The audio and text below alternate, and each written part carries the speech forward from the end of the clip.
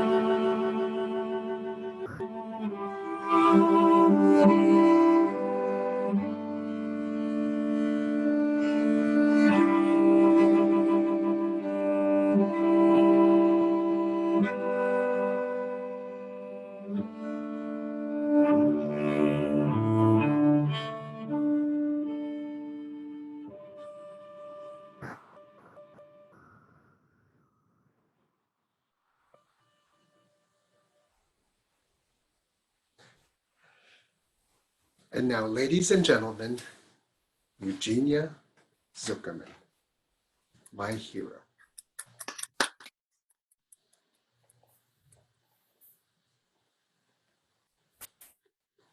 I love you so much. You are fabulous. You are much more than a friend.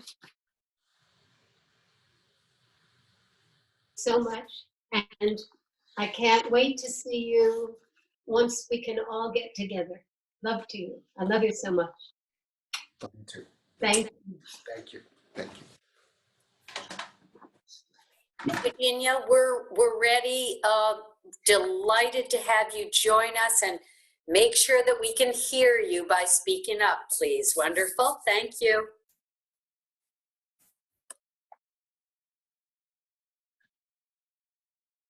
To be here. But before I forget, I want to let you know that I have Alzheimer's disease. It's a difficult diagnosis. But I believe the trick with any difficult diagnosis is to stay positive and to live every day with a hopeful outlook. I've written a book about it called Like Falling Through a Cloud. It's available at Amazon or bookshop.org in hardcover or audiobook, read by me. It's a lyrical memoir written mostly in verse, and it's been enthusiastically received. But for now, I will flute for you. I will flaunt my flute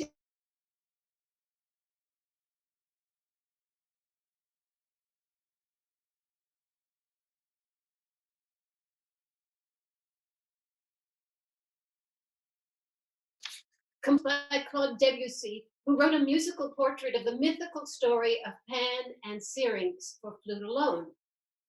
The lusty satyr Pan eagerly pursued the lovely wood nymph who spurned him. Luckily, in those days, nymphs knew a neat way to deal with sexual harassment: metamorphosis. Syrinx ran to the river, and at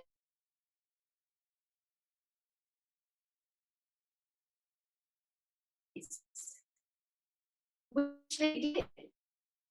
Disappointed, Pan sighed, and the sound of his breath across the reeds was the sound of the first flute.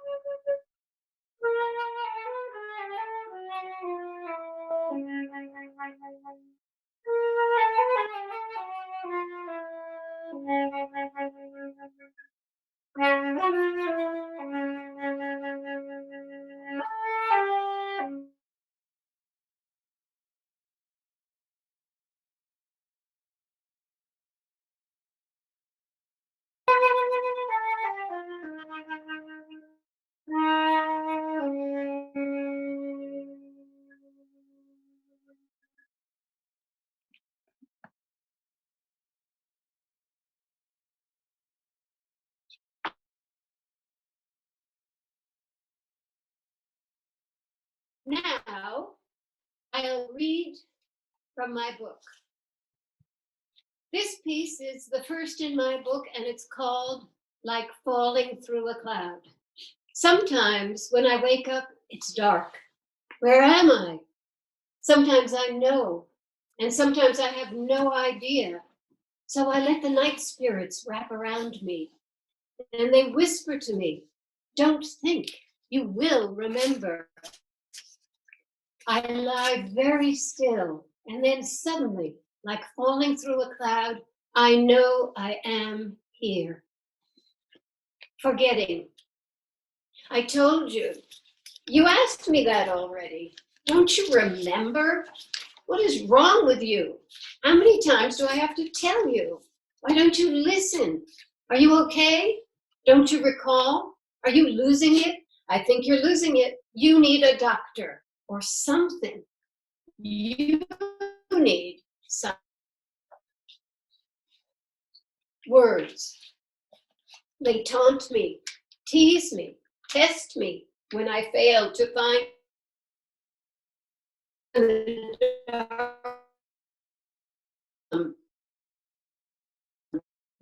sneering, shouting, catch me, remember me, speak me. Sometimes it's wise to wait for one word or the kernel of the word to explode like popcorn and leap onto my tongue, bringing others with it, stringing a sentence together for me to speak. And I say it, all the words in the right order, spilling out of my mouth.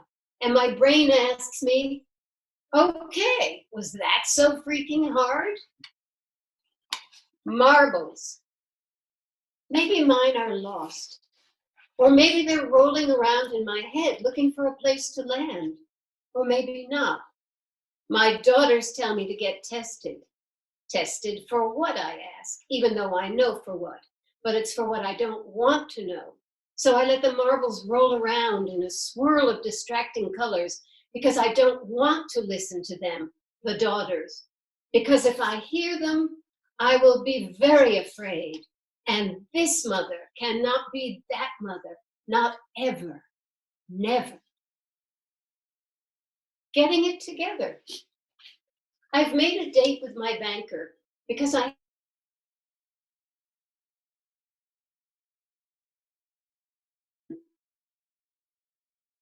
should begin to keep track of stuff, to see if there's enough to pass around when I'm under the ground. I'm not being dramatic, but I can no longer be static about what lies ahead when I'm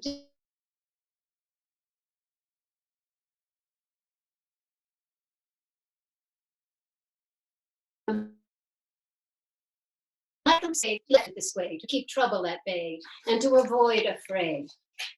I don't expect to croak at midnight stroke, but I don't want to be 103, which my mother achieved. I will stick with the plan I've made with my man. When the time seems right, we will have the delight of donning deer suits on the first day of hunting, and we'll go out in the fields and wait to meet our fates. Only I hope the hunters know how to shoot straight. I just started this book. I bought the book last week, and I wish I had bought it a year ago because it is so filled with heartful and heart-wrenching and very honest descriptions of Eugenia's life. And she'll be back in a minute, and she'll finish by reading Super Sunny Sunday. Adriana or any of the other Zuckermans who are on? Hello. Hi, I was talking to my sister because we were talking about my mother's bandwidth, which is terrible in cognitively and also at the So- Right. So do you have the book right there, or do you want me to read a poem? I can go grab the book if you'd like. You want to read one and I can read one? Yes, that would be great. Okay, so we are ad-libbing. Eugenia will be right back with us, I am sure. I can call if that will help. No, you're good. Yeah, okay. We tested their bandwidth and everything, but sadly we have lost them at the moment. So we are going to ad-lib for a few minutes. Nori is calling them and trying to help them. Great. So she read Marbles. If anyone else has read this book and also would like to join and read one of the poems, feel free to just connect and let me know. I'm going to read one that says words. Okay. All right? You have to be quiet, Boop. They taunt me, tease me, test me. When I fail to find them, I know they're hiding somewhere in the dark realm of my cerebellum, floating around, mocking, sneering, shouting, catch me, remember me, speak me.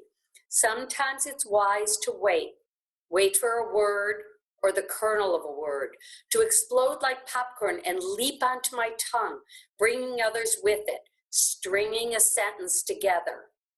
For me to speak, and I say it, all the words in the right order spilling out of my mouth, and my brain asks me, okay, was that so? Effing hard? Question mark.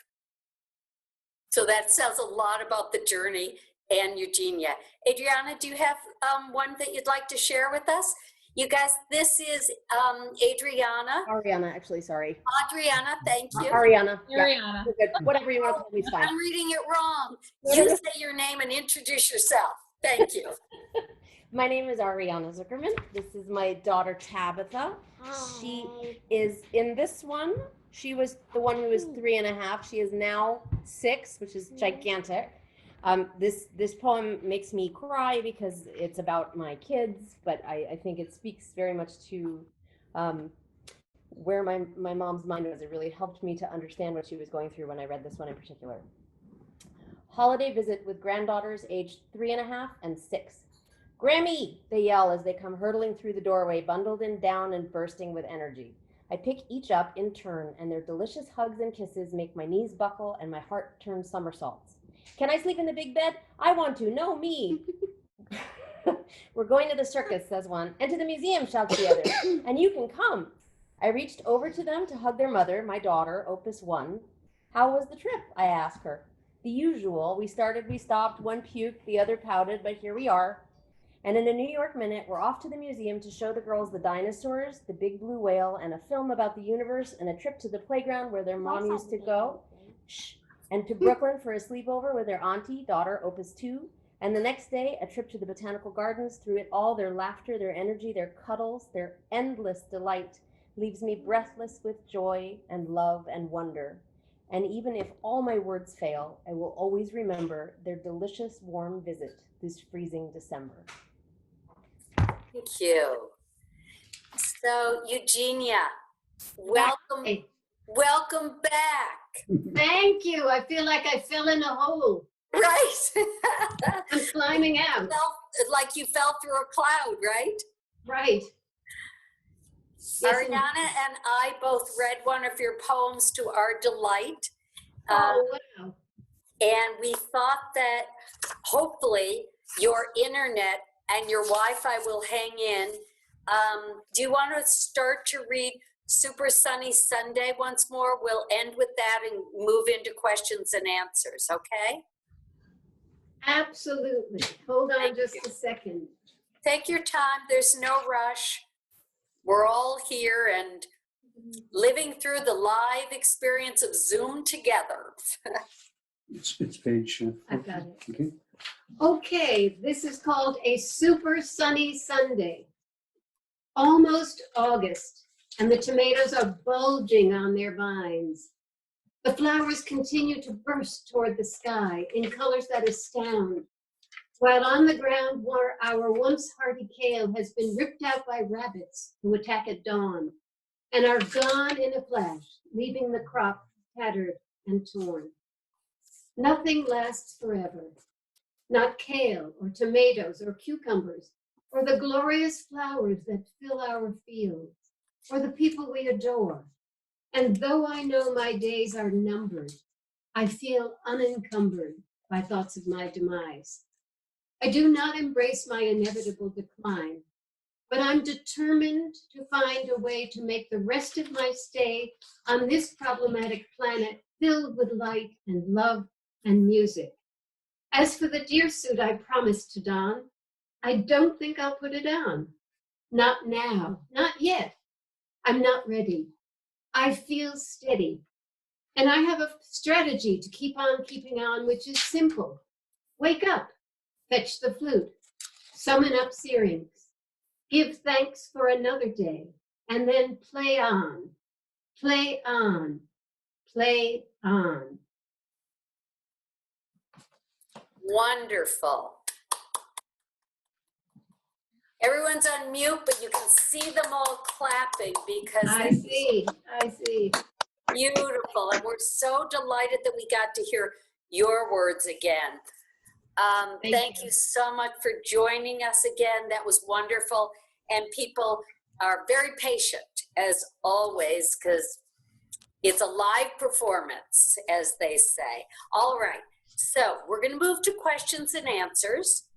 And they can be questions, and please use the chat room. That's the best way to go about it. I'd like to introduce Dr. Matt Russell, who will wave to us. There's Matt. And he is an instructor in medicine with the Harvard Medical School and the medical director for senior health at MGH. And Barbara Moskowitz, who also is with us, and she will wave. And she's the Associate Director for Education for the Dementia Caregiver Support Program. And they're available to answer questions also. Eugenia will answer questions about her life, and if we're lucky, maybe she'll share more of her poetry with us. So when we look at the chat room, there are lots of wonderful people saying, What's happening? it's interesting. It's really a great book, very inspirational. Thank you. Judith says that I think she was talking about the Zoom cutting in and out. This gives us a better insight into the connectivity challenges that people with dementia face daily, which is an interesting, they're working on it, texting Dick, thank you. Yep, they're back with us. Awesome problem solving. Nice job ad-libbing. And thanking Ariana for her beautiful words. It brought a tear to her eye, Maria says, and shares with us. Ari's so beautiful as you are. Love, Mary Lou. So, although this isn't exactly what we intended, you now have a whole feel of the family, and that's a beautiful thing, and her granddaughter also. Yes. Lovely, Eugenia, thank you. That's from Gordon and Lori and Melissa. Beautiful girl, Tabitha. What do you want to say? Hi. There you go. She's been dying to say hi. Oh, good. We're delighted to hear you. I'm so glad we're muting again now. Bye. So I think that the questions are when I'll start, but other people really chime in. The beginning of your book talks a lot about how hard it was for you to, Eugenia, to come to terms with even being tested. So do you want to talk about that a little bit for us? I'd be glad to. I was happily going along doing all the things that I have been doing as a musician and as the head of an organization that makes music, and I thought everything was just perfectly fine. And it was my daughters who said to me, you know, Mom, you're not making sense. You're repeating yourself. And at first I was quite fretful about it, but I trust my daughters. They're really smart. And my younger daughter said to me, I'll go with you. And we went up to the hospital in New York, and I was tested. And I found it really interesting. I probably am the only person who enjoyed a MRI. You know, I don't know why, but it just kind of thrilled me to be shoved into a place, and then this noise that was so enormous. I didn't want to get out. It was, they probably thought I was a real crank, but I enjoyed it. And then I went back to my apartment and sat at my desk and stared at the wall. And for some reason, I don't know why, I picked out some paper and a pencil, and I started to write. And what came out was mostly in verse, in poetry. And I've written a lot of poetry, but I don't know why this made me do that. And there is also a lot of denial in this diagnosis. I think I really didn't believe this could possibly happen to me, because I was good at school and all of that. But pretty quickly, the hospital that I was at did the various tests that they had to do, and they were terrific. And I'm not someone who has had much experience with you know, talking to doctors, etc. What is the word I'm thinking of? Going to a shrink. Yeah, I haven't done much shrinking. And I did go and see and talk to a few people. But basically, for some reason, with the need that I had to write, I just kept writing. And it was my daughter, Natalia, I showed 25 pages to, and I said, I seem to be writing this. What do you think? And she said, Mom, that's really good. You've got to keep going. So that's how I've been, you know, becoming more and more of the writer that I am. And we're lucky that you are. Thank you. Beth says the book has such a strong and unique voice. So much hope, strength, and humor comes through. And I think there are two ways to accept this diagnosis. One is to go kicking and screaming and feel very sorry for yourself and be very upset. And the other thing is to understand that you have another option, which is to live every day with every ounce of energy that you have, with every ounce of hope. It is so important to wake up in the morning and look out the window and open the window and listen to the birds, especially now that we're all in this dreadful situation. And I am very lucky to be up in the country, and I am surrounded by dogs and horses and fabulous people and wonderful walks. And I think that nature is a great healer for this disease. thank you. The other thing that people should know is that Eugenia's husband, Dick, is there, who is her caregiver and obviously her loving husband, etc. So if you have questions about the caregiver role or for Dick, feel free to type those in also. Arnie says, I think your book is one of the most up-to-date publications, including the gist of it. Eugenia. That's very kind. Yeah, Carrie says, Eugenia, Would you have advice for daughters? Our mother has said those exact words to us. This mother can't be that mother, not me. She is relying on her husband and keeping things from us.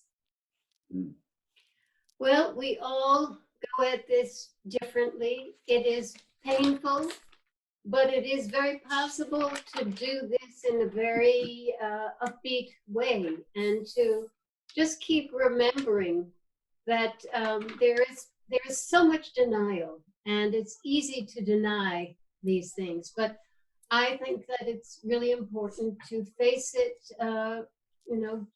as it is, to understand this is a disease and it's not going to get better. And you have to make peace with that. And because it's not going to be the length of time on this planet that I wanted to have, I am doing everything I can to make myself understand. And just, I feel so privileged to have this time with my family and to be in a place where I can be outdoors. And every day I feel like I'm trying to get everything in as much as I can. And I know that there will eventually be a cure. There has to be. It's being worked on so fantastically. And the Alzheimer's associations, in all of these associations all across the country, are there to help you. They're there to help those of us who have the disease and to help the caregivers. And I wonder if it would be okay if I were to read something to you about being in that situation. And Wonderful. Of caretaker and patient, because I know that most of the people here have some kind of situation like that.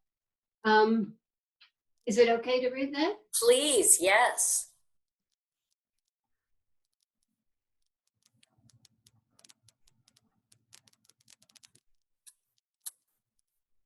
To counter with patience, enthusiasm, honesty, and best of all, kindness. As a patient myself, I am blessed with a big and loving family who can make me laugh, encourage me, be tough when toughness is called for. And in my case, I'm sure I can be a pain in the posterior. So with that awareness, I try to cooperate in these ways. I try to figure things out before asking a question. I attempt to keep a stiff upper lip when I feel slighted. In other words, I try to act like a grown-up, which at the age of 70 freaking 5, I should certainly be able to do. Thank you. Here's a question from Helena and Joe in the Hudson Valley. We would love to know how much a role music plays in your poetry writing. Thank you for such a lovely and inspiring event. These are actually friends of ours, and they're very musical, and I can't remember the question. Oh, when I finished, I went, I should have ended. We would love to know how much a role music plays in your poetry writing. Right. Music plays a great deal in my poetry writing. I strangely am not able to play from memory anymore. I think that's part of the disease. There are certain things I can't do anymore. And so I find that music is something that teaches me things every single day. I wake up in the morning and I literally reach for my flute, and I practice every day, and I feel that the flute is my other, and it's music and playing an instrument. We know from doctors is a way to help your memory. And it's another kind of, I can't think right now of what the word is, but music allows you to continue thinking about other things. And I don't know, for myself, playing the instrument, I think of it as my other, and I am very close to it. And I also think that people who can make music are lucky. It's just so wonderful when young parents can give lessons to their children, because the gift keeps going. And I think it's so important for parents to encourage their kids. And as Ariana, hi Ari, this was such a treat to see you and the little ones. You know, teaching a child music is giving them another language, and that's really important. So thank you. So Letty asks, how did you decide whom to tell about the diagnosis, and did your knowledge change did that knowledge change your relationship with those friends? Well, I know who Letty is, and I adore her, and we are a group of women who get together often. And I remember wanting to tell everybody, but I was frightened to tell everybody. I thought, you know, it felt like there was a lot at stake to share this. I didn't feel embarrassed or anything, but I felt like, how could this have happened to me, etc. And this group of women really helped me enormously, because I took my time in telling them that I had this diagnosis. And then I told them I was writing this book, and they were so generous with their help and their suggestions. And I realized that when you have a disease like this, it's really important to be able to reach out and, you know, have the input of others. Thank you. Carrie asks or says, my mom keeps saying, I will not be a burden to your wonderful lives. I just won't. So I think the question is, what would you say to that mom so that she's reassured? How have you handled that? Well, I didn't have to be asked that. My daughters were just right there with me and for me, and they were enormously helpful, and really made excellent suggestions. My older daughter Ariana helped me enormously by allowing me to come and visit and be with her amazing children and her husband. And I'm in mourning right now that I can't go and see them, as so many of us are so upset about not being able to go and see our loved ones. But I think I just sensed that my daughters were on my team. They were on my side, and they wanted me to get on with it, and they encouraged my writing, and they make me laugh, and especially the grandkids. Wonderful. There's quite a few that say beautiful poetry, and I just bought the book on Amazon, those kinds of things, just so you know. But Chris would like to know, he says, absolutely beautiful poetry. Has your writing process changed at all since your diagnosis? Is there anything in particular that inspires you? I think that the knowledge that I have a very finite amount of time left makes me someone who is very much aware every day that I sometimes, I think it's natural. Some days I wake up and I feel like, oh my gosh, I don't know what to do. I feel sad, etc. And what I generally do is either take the flute out and play, or go take a walk and look at the animals and take a hike. That's very helpful to me. Actually, the next question goes right into that, Eugenia. It said, Julie asks, you have talked about how much your dogs and being in the country are helpful. Can you say more about that? Well, the dogs are just terrific. We've had a tragedy in that one of our dogs had a, what do you call it?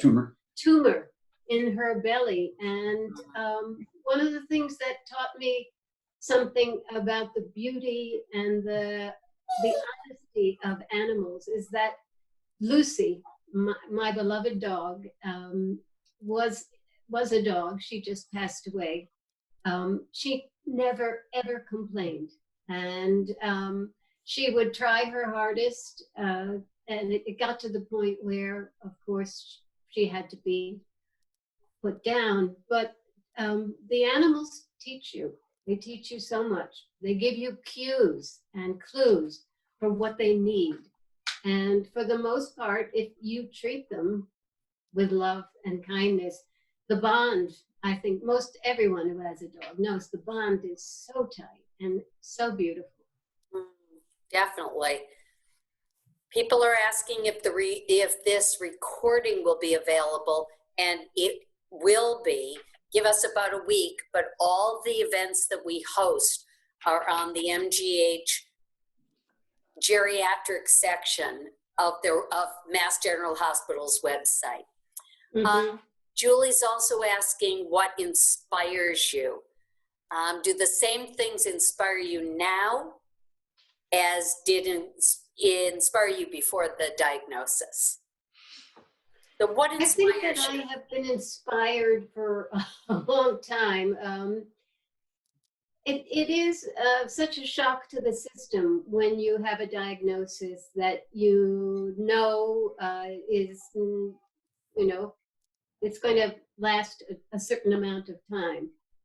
So for me, I just find that I just try every day to enjoy and to do things that I love and to keep writing. And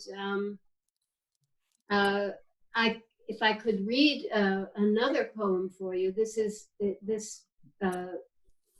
is in the same realm, and it's about after falling through the cloud. I am now living with Alzheimer's disease. It is inside me. It inhabits me. I did not choose it. I do not want it. I have lived with it for 3 years, but I defy it. It cannot break me. Try as it might, I will not be defined by my diagnosis. I will live every day at a time. I will keep on keeping on. It is not the end for me, not while I can still play the flute, not while I can see the flowers and run with the dogs and love and be loved. Life is a sacred gift to be treasured, and I do treasure it with all my heart and soul. So lovely. I'd love you to read another poem in a minute. What I'd love to do is go to Matt and Barbara. Someone asked about the history of Alzheimer's, or any information about Alzheimer's currently in terms of research, that type of thing. Matt, you want to give it a go? Sure, I can speak a little bit to the history of it. So Alzheimer's disease was named after a German doctor, Alois Alzheimer, and he made the discovery of brain abnormality in a patient who had a very highly impressive decline in her neurological function. And he was the one who discovered neurofibrillary tangles in the brain. And so what has come to what has come to be known as Alzheimer's disease began with him in the late 1800s. And the disease state, as we know, is actually one that has a pretty significant pre-morbid lag time, meaning that people are suffering from the disease before they become clinically overt. And we're doing some testing in various, that's where much of the research that Eugenia was speaking about is really looking at, are we able to prevent the neurofibrillary tangles, the deposition of proteins that cause Alzheimer's disease with some targeted therapies. So that's where the thrust of much of the research is centered on currently. And then I can answer any more questions, but I don't know if that was enough or if you want No, more. that was great for the moment. Great. Barbara, did you want to talk to us about the caregiver role and the dyad, how they all work together, and maybe Dick can join us also. Sure. I think that as Eugenia has suggested, a great reason and a source. And there he is. Hello, Dick. Dick and Eugenia have been a team, and they are clearly a team now in this struggle and in this challenge. And it's been really quite an honor to watch over the months that I've known you, to see how Eugenia turns to Dick when you need a little support and how he provides. Now, that's a reflection, of course, of the strength of your shared love and respect that didn't just happen with the illness. It was long-standing, and it's the platform upon which you've been able to clearly cope with the challenge of the illness. And I think the only comment that I would make for all of us and all of our families when if we're faced with a diagnosis of dementia is every family copes in their own way, because we're all very different, of course, defined by culture, defined by legacy, defined by our promises, and all of our relationships. Children have different relationships with each parent, and on and on and on. I think what unites us at a time of an illness is our shared wish to ensure that the person we love remains as independent as possible and functions as well as possible. And I would simply add, Judy, that one of the roles that I'm honored to play and to have as a social worker in the Dementia Care Collaborative and MAD in senior health is when someone is diagnosed with dementia, it is a shock, as Eugenia said, and not everybody can suddenly gather their very best selves to unite in supporting the person they love. And that's what we're here to do. And that's the role I'm honored to have. Thank you. Thank you both. Eugenia, there's one more question, and then we'd love you to read one of your other new poems also. This says, thank you for sharing your beautiful gifts with us. Were you Thank a you. big consumer of news before the diagnosis, like the newspaper, magazines, or television? I don't understand. Were you a large consumer of newspapers? Ah, a large consumer. Something that's really interesting and sad for me is that I'm having trouble reading. I was a voracious reader because I'm a writer. I can't get through the newspaper. I find that I kick myself and I think, you're lazy, just try to do it. But I cannot read the newspaper.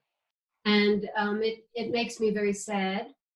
And I had spent a lot of time kicking myself about this and saying, you use your brain, use your brain.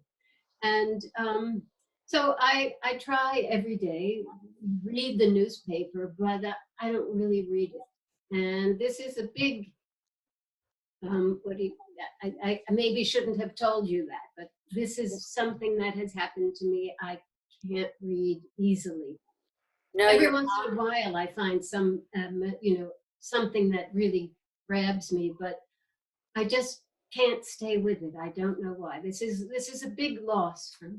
The really good news, though, is we're politically different, read different newspapers in the morning. So now that she doesn't read the paper, my positions prevail, which is very helpful. It's funny, I was going to ask you, Dick, is there a way that you support her? Like, can you read her newspaper to her? But I like your answer better. Yeah, I sort of refuse to do that. Yeah. Thank you for sharing your beautiful gifts. Oh, Joanna also asked, if you feel overwhelmed sometimes and there's no flute nearby, what else can you do to calm yourself? Where do you turn without the flute? I can listen to WMHT, a fantastic music station. They're the classical music station coming out of Albany. Yeah. Uh-huh. Or I can take a walk, or I can play with the dogs, or I can, I find there's a lot to do. And at 75, I absolutely get out of bed and exercise. And I always walk during the day. And I feel like if you don't use it, you lose it. And I think that's true. And I'm lucky that I'm pretty sturdy, but I know also that, my age shows that this won't always be there. And while it is there, I feel that it's really important to keep doing it as much as I can. Just keep myself in as good trim as I can, etc. That is what they talk about. So Karen says, thank you, Eugenia, for your incredibly inspirational music, poetry, and words. I am truly grateful. One of the best Zoom experiences I have ever had. Gratefully, Karen. Oh, Karen, thank you. How sweet. How sweet. And Daniel says, this is not a question, rather a suggestion for the viewers to check out the documentary Alive Inside. And it's about the connection between music and memory. So that's wonderful. You have a few other poems that you've just written that will be coming out, I hear, in your next book. Can you share another one with us? I can. This book is going to be called After Falling Through the Clouds. So this is my choice. I have abandoned self-pity. It makes me feel shitty. I'd rather laugh myself to sleep than stay awake agonizing over why me. And whichever deity tries to tag me for a chump will find himself with a lump on the cocoa when he tries to interfere with what I'm trying to do here, which is simply to stay strong in body and mind, even though my mind and body are compromised. Nonetheless, I wish more than ever to share whatever I can about trying every day to feel well and to dwell on the beauty and gift of being alive. It's beautiful. Thank you. Let's see, this says, excellent. Thank you, Eugenia, for sharing your story and talents with us. Thank you. And I think you have one more poem potentially. I think so. Which one? We're so lucky. I can't wait till your book comes out. Well, I'm trying to write it. Yep. Yeah. Okay, this is called Look It Up Yourself. My husband is amazingly patient with my questions, my endless interruptions of whatever he is doing to answer my needy, annoying, irritating queries, which range from, have you seen my large gray t-shirt, to a more demanding, where did you put my orange jacket? And even when I have misplaced something really important, such as my purse, which has money in it, he will stop what he's doing to help me find the object, without saying anything nasty or derogatory. Don't get me wrong, he's no saint. Witness his muddy boots with which he tromps into the kitchen. But he's pretty high up in the best guy category. And for that very reason, I've decided I should attempt to pull my oar harder, because there's a limit to my endless questions. So from now on, I will attempt to look things up myself before asking for help. Wow. Dick, can we follow that up with you in terms of what is your life like now? How has the diagnosis changed you? And in what ways, what inspires you? What keeps you going also?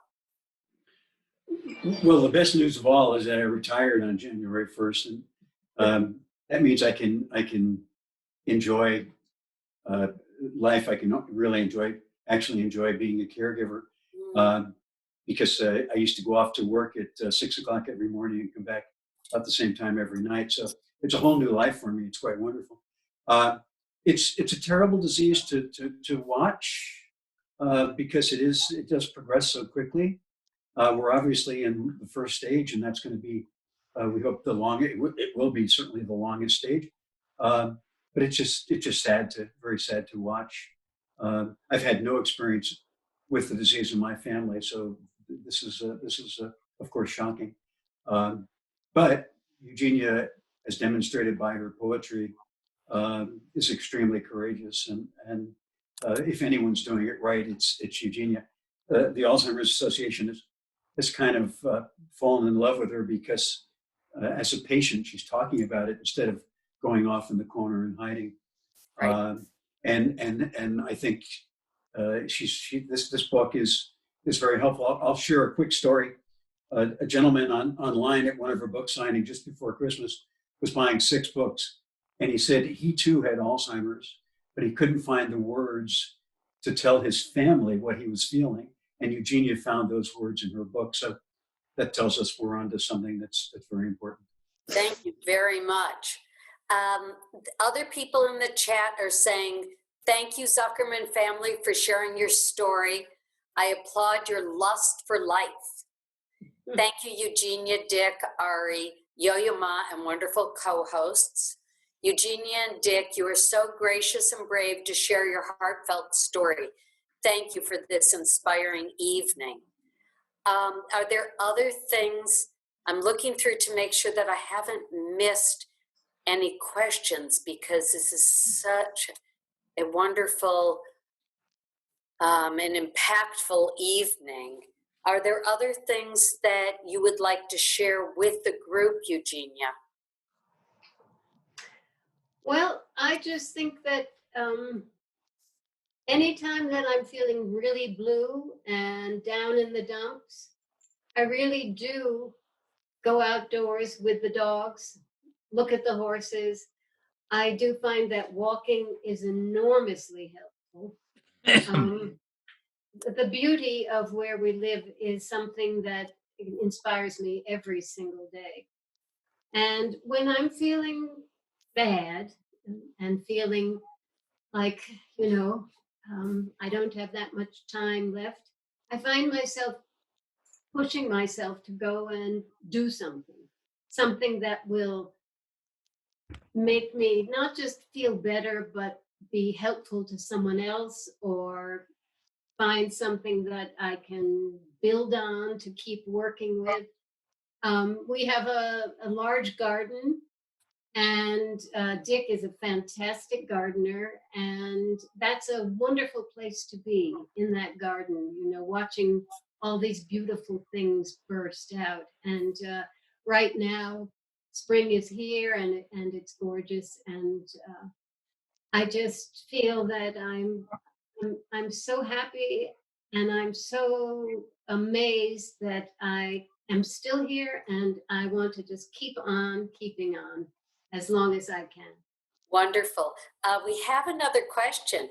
Can Eugenia and Dick share about meeting each other?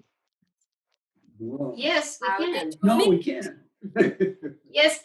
Well, here's what happened. I had ended a marriage, the 100th marriage. How many have I? I'm number 8. No, he's not. He's just he's number 1. Anyhow, I had decided that for the first time I'd never gone anywhere by myself, and I decided to come up to Tanglewood and have a little house there. And I was at the end. I was at the end of a relationship, and a friend called me the night that I arrived, and she said, I know this lovely guy who lives up there, and he loves music, and maybe you'll go to Tanglewood with him. And I said, oh, please give me a break. That's not something I want to do. And she said, for God's sake, just, go and just say hello to him. So I went to the concert. I didn't know what he looked like, but I guess our friend told me what he looked like. And I walked into the tent at Tanglewood, and here was this handsome guy with white hair and blue eyes, and whoa. At intermission, I noticed where he was sitting, and I said to myself, I'm going to marry that man.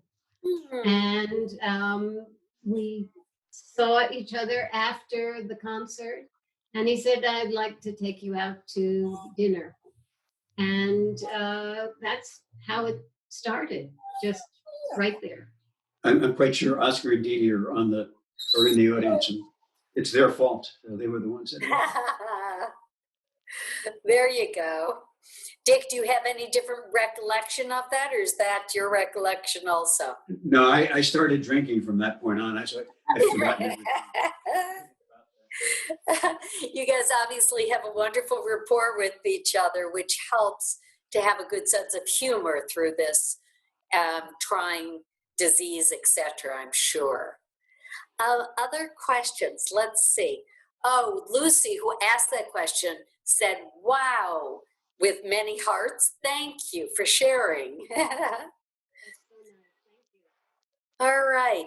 Are there other questions other things that we would like that people would like to know or to talk about? This has been such a heartfelt and wonderful experience for everybody involved. We appreciate your patience in the middle. And Eugenia, we so appreciate your sharing your story and your beautiful gift of music, and also sharing about your having Alzheimer's, which it's so important for people to hear how people are living through it and inspired and keep going. And you are truly an inspiration. You have some final words for all of us? Well, just when a bad thing happens, you just have Oh, wait, I'm sorry. Nadia, did the volume go down? We're looking at it. Maybe I can speak louder now. Is that better? That's perfect. Yes, wonderful. Thank you. And what was the question? I already forgot it. Final words. Final words. Final words, and you are such an inspiration. So final thoughts or words about living your life. And well, my final words are play on, play on, play on, and just keep going. Things are, we have a life, and you are always going to find difficulties, but when you look at those difficulties, you can solve them. And for me, I find that friendships and love keeps me going, as well as my fabulous children and fabulous people who live up where we are. We feel so blessed. And I can't thank you all for coming to listen to my story. And I hope that when hardship happens to you, you will remember that there are good things ahead, and you can make something beautiful for yourself and for your family, and just believe in yourself and believe in